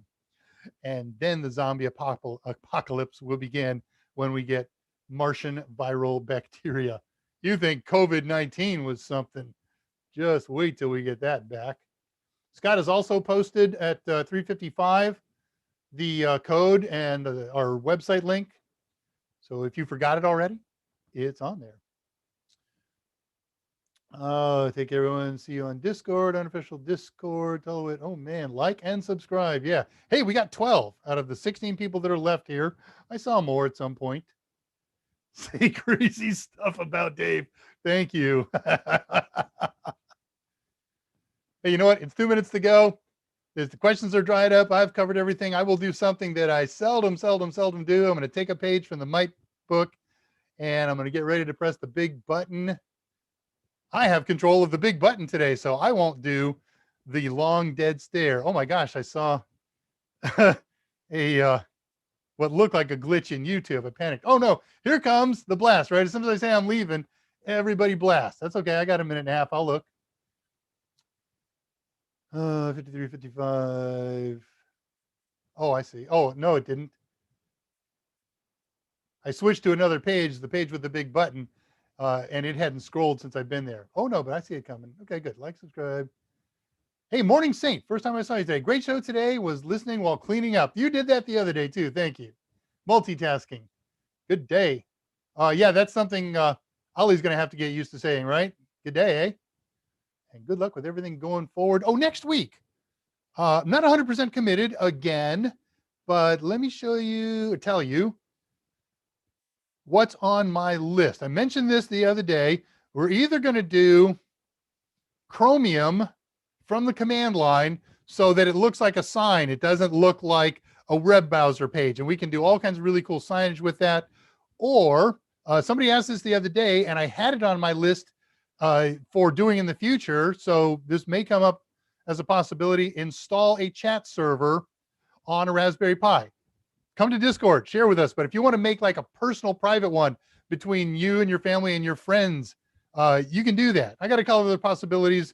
I got to see how well those go on Saturday and Sunday. If they go great, I'll pick one. And if not, I got a list of about 9 or 10 more upcoming plans. And with that, we got 3 seconds to go. So I will wish you all a good, happy, safe weekend. I know some of you are still getting the brunt of the weather that has passed here. Please stay warm, stay dry, stay safe.